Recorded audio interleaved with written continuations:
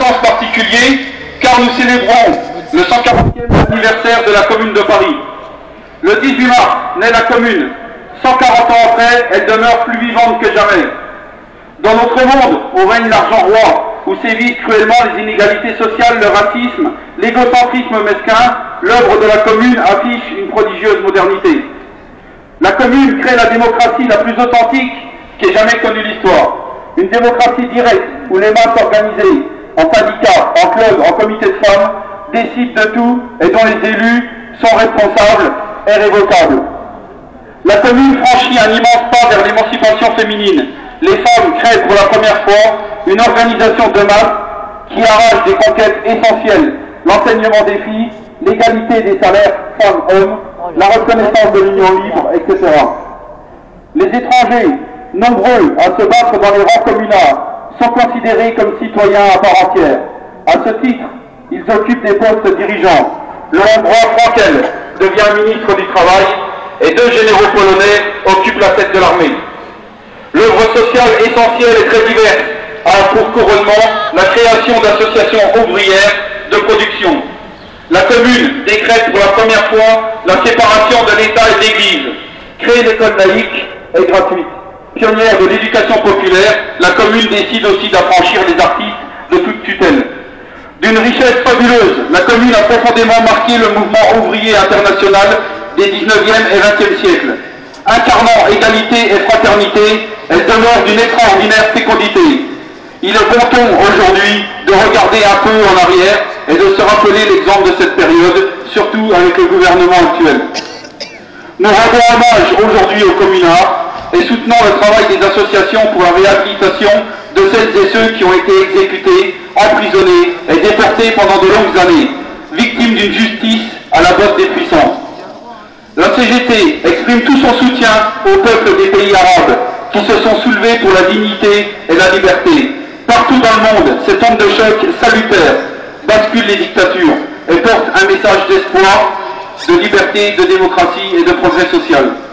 La France, l'Union européenne, les États-Unis, par intérêt politique et énergétique, assument une lourde responsabilité dans la crise du monde arabe. Espoir donc, mais soyons conscients que la liberté n'est pas acquise et que le chemin sera encore bien long.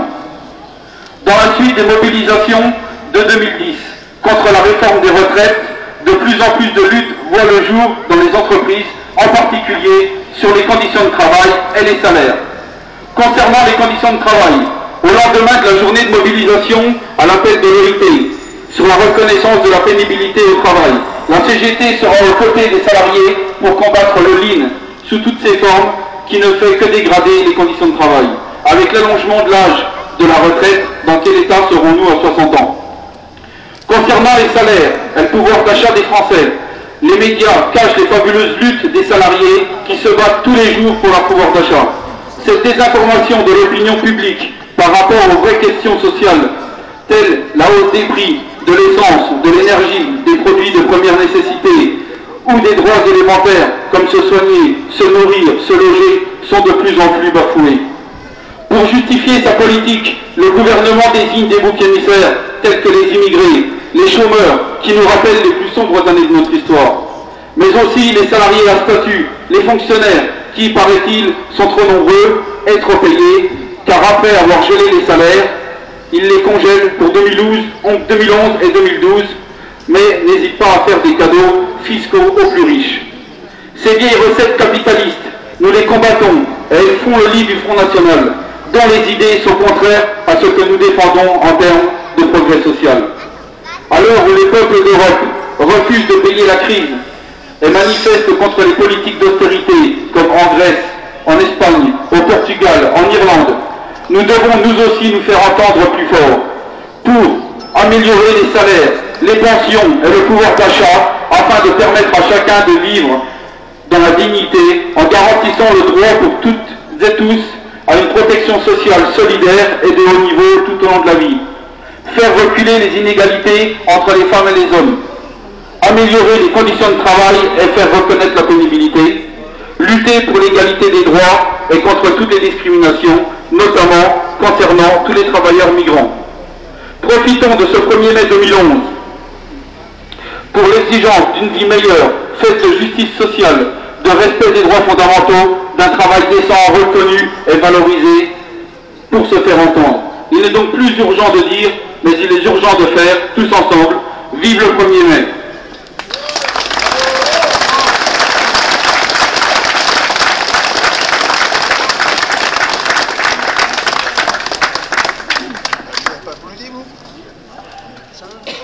Inégalité sociale qui se creuse, pauvreté qui augmente, protection sociale gravement attaquée, emploi, salaire, pension et pouvoir d'achat en berne, travail précaire en constante augmentation, services publics battus en brèche, souffrance au travail qui augmente dans le privé comme dans le public, et pour toutes ces raisons, xénophobie et racisme en hausse.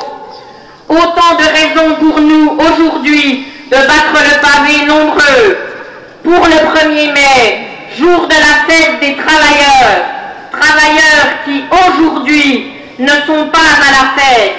Alors, camarades, nous devons continuer, et comme d'habitude, nous ne lâcherons rien.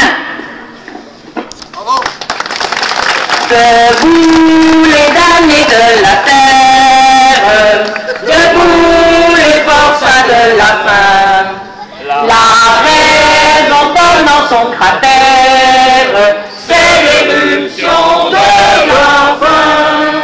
Du passé faisons table rase, nous les esclaves, debout, debout, le monde va changer de base, nous ne sommes rien, soyons tout. C'est la lutte finale, montons-nous